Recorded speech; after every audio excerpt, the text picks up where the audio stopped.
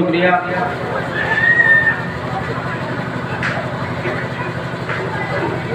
अब जाग उठे हैं दीवाने, अब जाग उठे हैं दीवाने, दुनिया को जगाकर दम लेंगे, या तो चैन से जी लेंगे या जामे शहादत पी लेंगे।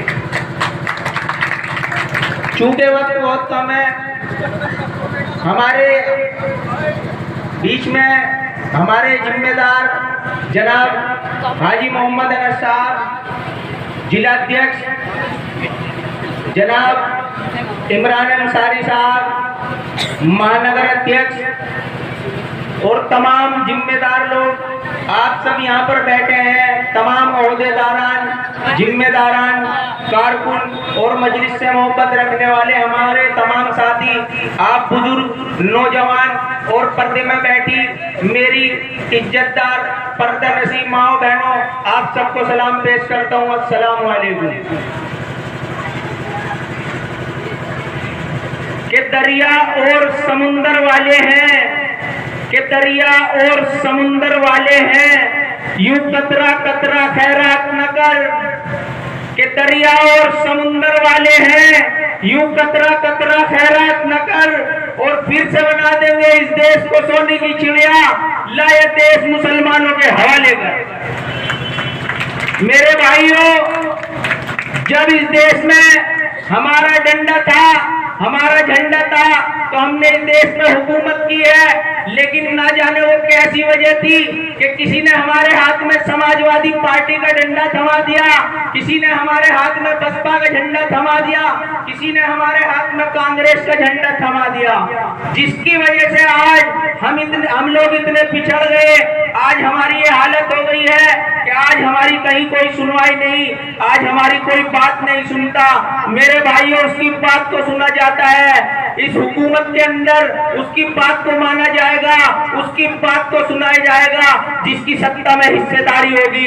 लेकिन हमारी सत्ता में कोई हिस्सेदारी नहीं, हम केवल फ्री फंड में वोट देते हैं, कभी समाजवादी को देते हैं, कभी बसपा को देते हैं, कभी कांग्रेस को देते हैं, लेकिन हम विकास के नाम पर वोट नहीं देते, हम अपनी सड़कों को बनाने के नाम पर वोट नहीं देते, हम अपने बच्चों के मुस्तकबिल बनाने के नाम पर वोट नहीं देते, हम यहाँ पर स्कूल बनाने के नाम पर वोट नहीं देते, हम यहाँ पर अच्छे फैसिलिटी वाले हॉस्पिटल बनाने के नाम पर वोट नहीं देते, हम केवल किसी को हराने या जिताने के नाम पर वोट देते हैं। तो लिहाजा मेरे भाइयों, हमारे ओवैसी साहब का मकसद है कि सत्ता में हिस्सेदारी, जब तक हमारी सत्ता में हिस्सेदारी नहीं होगी, कोई भी हमारे बात को नहीं सुना जाएगा, हमारा कोई काम नहीं होगा, केवल हमें वोट लेने के नाम पर इस्तेमाल किया जाएगा। इसलिए मैं अभी आप सभी भाइयों से गुजारिश करता हूं कि जिस तरह आपने इस वार्ड से ऑल इंडिया मजलिस इत्तेहाद मुस्लिमीन के उम्मीदवार जनाब मरहूम जुबैर अंसारी साहब को जिताया था, इस बार इस वार्ड से जो भी पतंग का निशान लेकर आए उस पर आपको वोट डालना है और उन्हें भारी बहुमत से जिताना है। जिताओगे मेरे भाइयों? जिताओगे? कोई साहब आपको सत्ता में हिस्सेदारी दिलाएंगे, इंशाअल्लाह फिर सारे बिगड़े हुए काम बनेंगे। और मैं तो ये कहता हूँ कि हुकूमत कर ले चाहे जितने भी सितम, अब ना रुकेंगे बढ़ते हुए कदम, और अब तो घर घर से आवाज आ रही है, इस बार फिर से उड़ेगी इस वार्ड में सिर्फ पतंग ही पतंग, पतंग ही पतंग, पतंग ही। तो आप सभी भाइयों से सिर्फ मैं इतना कहना चाहता हूं कि मेरे भाइयों, जैसे भी आप देखते होंगे इस वार्ड के अंदर हमारे जो मौजूदा सभासद के जो साथी हैं, वो आपके लिए रात दिन खड़े रहते हैं, आपके लिए काम करते हैं, आपके सुख दुख में साथ रहते हैं। इंशाल्लाह आपने फिर से उन पर एक बार वोट देकर उन्हें जिताना है, तो आगे वो और भी ज्यादा काम करेंगे।